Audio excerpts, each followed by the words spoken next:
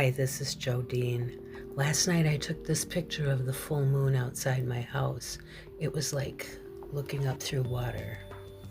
It's July 31st, 2026. The full moon is in Aquarius, but you can certainly use this video anytime.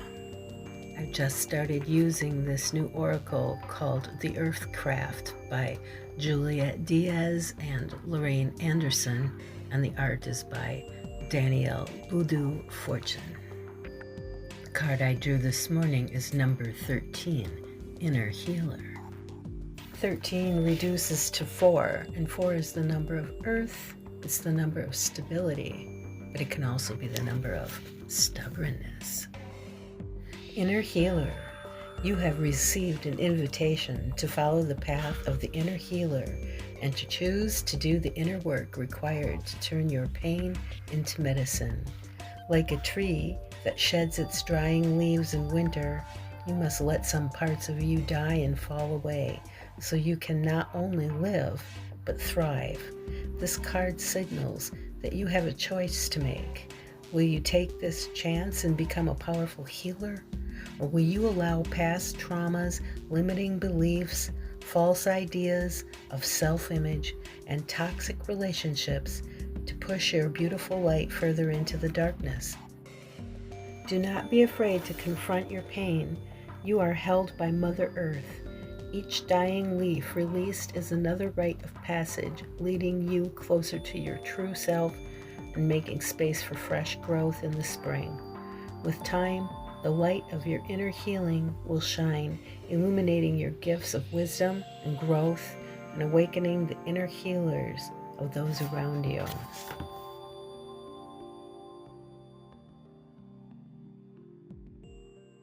Hi. Oh, I can see my hair is absolutely witchy. Yay! So there is a little working you can do with this card, the Inner Healer. And all you need to do it is a paper, pen, pencil, or a black candle. Actually, you don't have to have a black candle. Who said? I said. If you have a pink candle, pink is fine. If you have a tea light, great. I do have a black candle. I have a black candle in a tuna can. I have a broken flower pot that I keep it in. You know, bully for me. But you know what? If I didn't have a black candle, I'd use whatever damn candle I did have. Okay, so here's the directions. Letting go can be difficult, and even when we think we've done the work, it may have some lingering presence still within us. Banishing your past pains and regrets with flame not only releases you from them, but also allows you to heal as you rise from the ashes. On paper, write a letter to the person, thing, or situation that wounded or scarred you physically or spiritually. Let it all out. Write down everything you want to get out. Light your black candle, which provides for protection and heals the darkest of wounds. Take your letter, light it with the candle flame, and ask the fire to take it from you. As the ash falls, touch it with your thumb. Rub it on your forehead while saying, "From this ash I shall rise." I'm going to do it. If you want to do it with me, pause the video and go get your shit.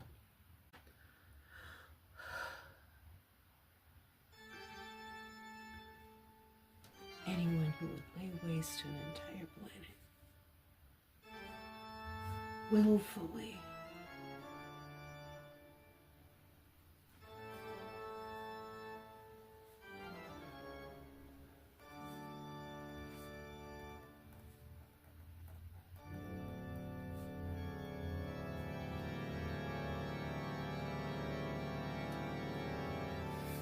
blood sucking.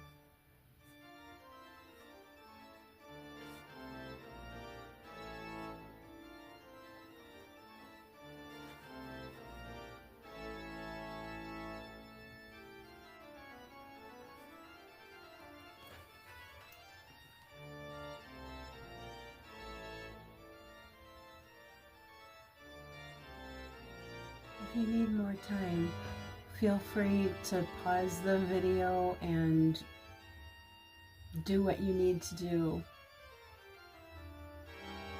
I'm going to finish out the end of this ritual.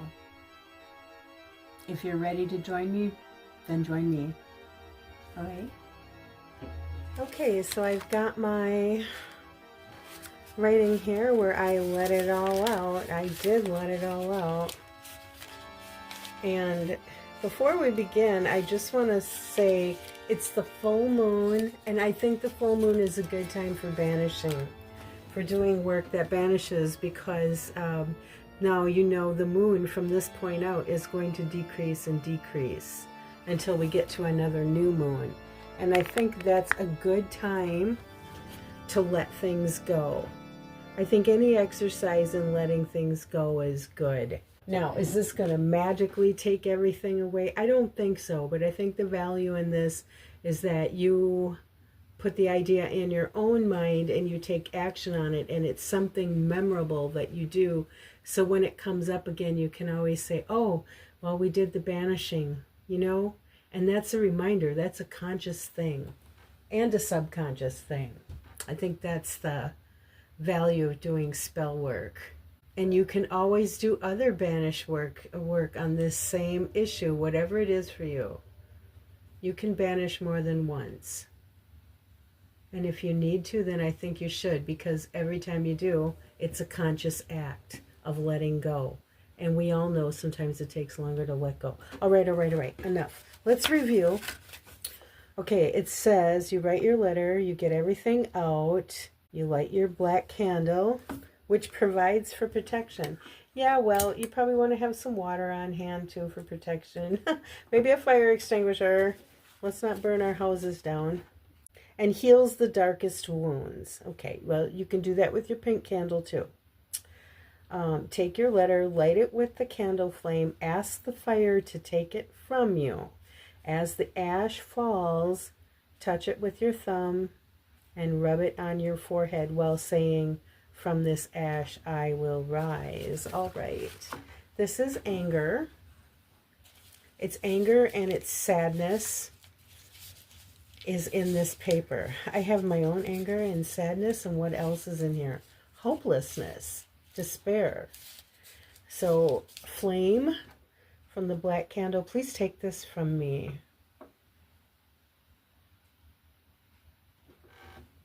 Okay, let it catch. Here we go. Yeah, take this from me, because feeling anger doesn't do me any good. It doesn't solve the problem. It just makes me feel miserable. And the same with hopelessness and depression and despair, all of that. There's a place for it, of course, but we don't want to stay there. I'm going to use my flower pot cauldron here. I don't know if I'll be catching any ashes as they fall, but once they're in the pot, I know I can get them on my hands. Yeah, I wouldn't catch that when it falls because it's still hot. Okay, and in it goes.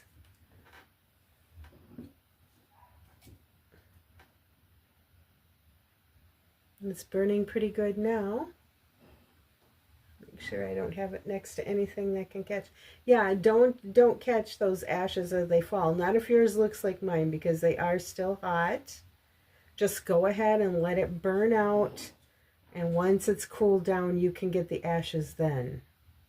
Okay, the flame on mine is gone. We're just smoldering down now.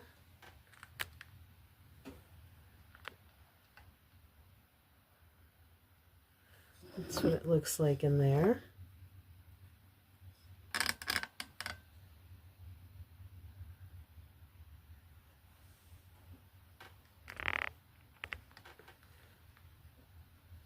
All right. Now you'll have to bear with me. I'm going to have to adjust my camera. So I will be... Okay, there's my ashes in the bottom of my pot. The bottom of my pot is warm. It's hot. Not too hot to hang on to. Make sure they're not burning anymore before you stick your hand in.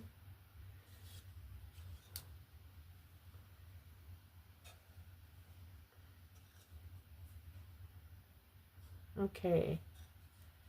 I think this is what we do now. We get it on our thumb and forefinger and we say, "From this ash I shall rise."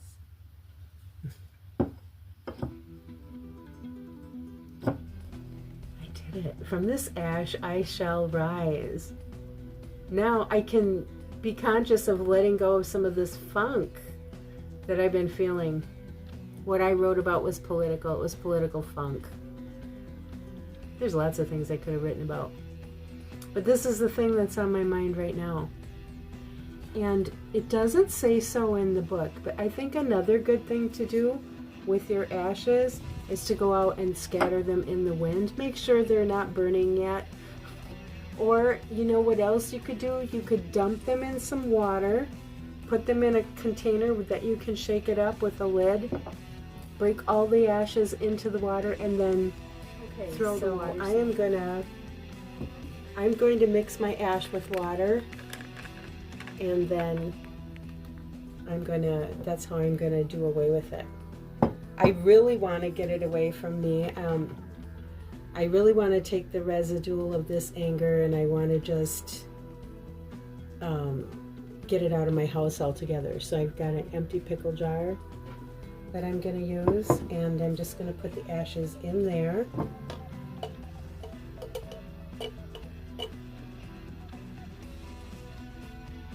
Look at that. That's the symbol of what my anger looks like.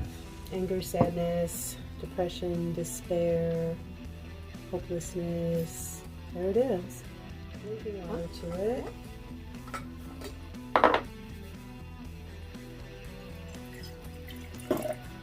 There we go.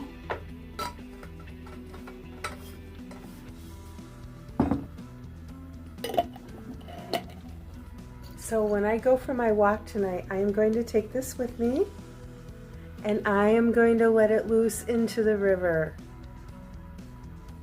along the bike trail. Write in the comments and tell me if you did this and how you did it, and if you want to write about what you let go of, if you want to write about how you disposed of your ashes. And then also, if you're keeping a journal or a grimoire, you might want to write down that you did this and how you did it and the date that you did it and that it was for banishing. And that way you can look back at all the things you've done and then evaluate how they worked. Thank you for joining me. I'll see you next time. Bye.